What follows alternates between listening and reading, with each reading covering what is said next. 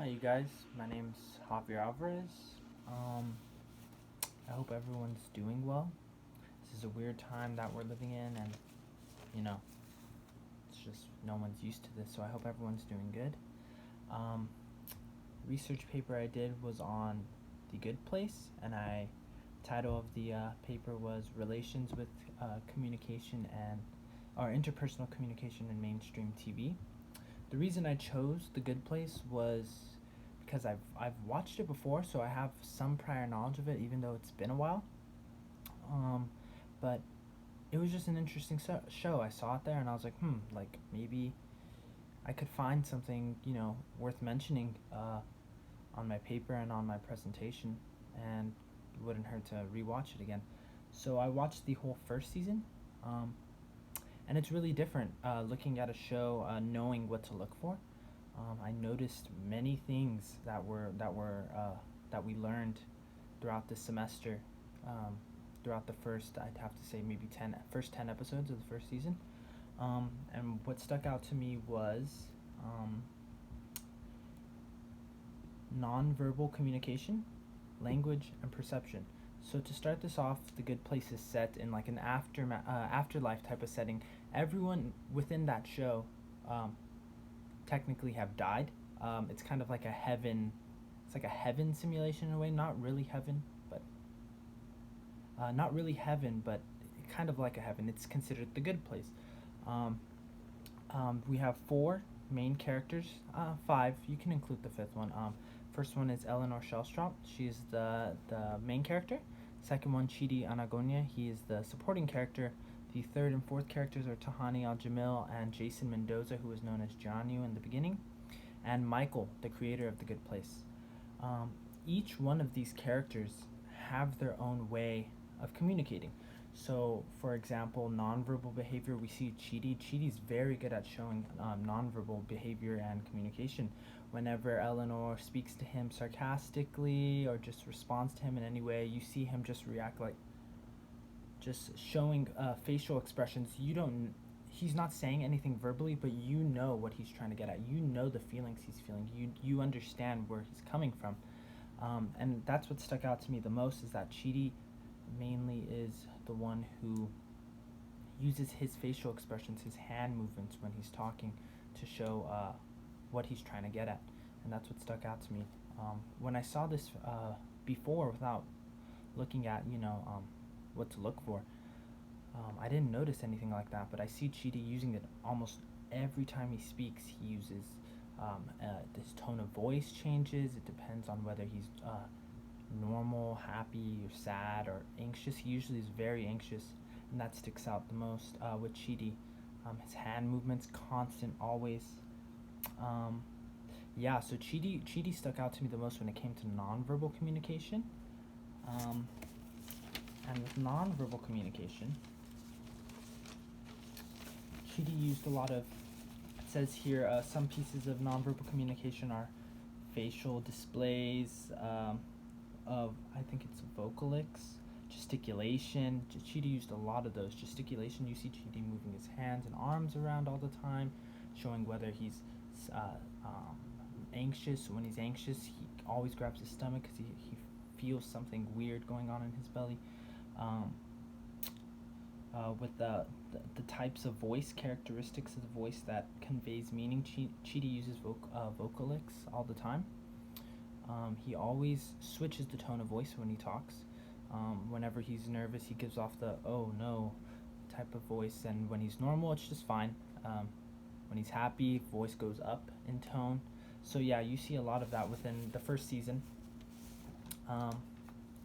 The second one was language, and Eleanor uses language a lot. So we know that language is symbolic. Each word represents object or idea, but actually, a fun fact, in The Good Place, Chidi and Eleanor, it was known that they spoke different languages. Chidi spoke French, Eleanor spoke English, but in The Good Place, Eleanor can understand what Chidi is saying, and Chidi can understand what Eleanor is saying, which is actually pretty cool, because it's something you don't really. It's something that's not even possible in real life, which is amazing. Um, and with Eleanor, she uses language a lot because she uses a lot of ethos, pathos, and logos. So ethos, we know it's the speaker's respectability, trustworthiness, moral character. In the beginning, she didn't really use that too much, but after a while, after gaining the knowledge of, that this is a good place, I need to fit in, she uses that. She uses ethos a lot. Pathos mainly is what she uses. It's like listener's emotion. She uses her emotion a lot while talking. Um, whether it being, like I said, like Chidi. We can also bring in Chidi in this conversation. They use it in terms of situations they're in. The first season of The Good Place, we know that there's a lot that goes on. There's a lot of stress. There's a lot of anxiety. There's a lot of happiness. Like, it's an interesting first season for sure. That's what stuck out to me the most. That's what made the show so interesting. And the last one is logos. So she didn't really use logos too much, but it was evident. So she made judgments based on evidence. So whenever, even if the evidence weren't correct, she always tried to find a way to find evidence and try to make a judgment based on that. She was always in denial of who she is. She always tried to make the problem everyone else's. She was always just, that's not me. There must have been something in the system that broke down. Another thing that Eleanor uses is a you statement. So it's the responsibility to another person, and she always seems to blame other people. She never says, I feel this way. She always goes about it saying, you are making me feel this way. She always uses you statements, never uses I statements. She's kind of selfish in a way. In the beginning of the first season, she's very selfish, and that's another thing. Language is a big part of the show. Language and nonverbal communication; those are big factors within the show. The last one was perception. Perception was huge. So we look at the background characters, like the extras, I guess they're called. You see like what they're doing, the perception of the setting that The Good Place is in, and where Eleanor and Chidi are in, Tahani, the way she dresses, like you get a perception on her as well. She comes off as very, rich and very like a perfect child. And she does in the first couple of episodes, she doesn't seem like she's really she doesn't seem like she's really affected by anything. She's very positive, and the only thing she is affected is that Jianyu, who's actually, his real name is Jason Mendoza. Jianyu is a Buddhist monk who took a vow of silence at age 7. She's obviously bothered by that since they are soulmates. He doesn't speak to her in the first couple of episodes. What makes Jianyu speak is when he shows his true self and reveals himself as Jason Mendoza instead of Jianyu, and he comes off as worse than Eleanor. His perception is the opposite of Tahani's. He is not perfect. He is not smart. He is not successful in his past life, and it's kind of like a plot twist. You see Jianyu as someone who's, your perception of him is like, wow, very wise, very quiet person, very conservative to himself because he took that vow of silence. But then when you see him open up as the true person that he is, you're just like, who is that? That's not the person that I remember in the first couple episodes. So perception is also a big thing. Going back to nonverbal communication, it segues into perception as well. The perception you see from the extras in the background, they use their nonverbal communication to show what they are doing. You see Chidi and Eleanor in the main square of The Good Place, and you see a bunch of extras, eating yogurt. You see them talking. You see them laughing. Just the way they're expressing themselves. You see them like the background just moving as if they're laughing, speaking to each other, eating yogurt, jumping, flying. It's interesting. The nonverbal communication segueing into the perception. It's absolutely crazy what this show offers. I recommend everyone who hasn't watched it to watch it, and they will notice these things. They will notice that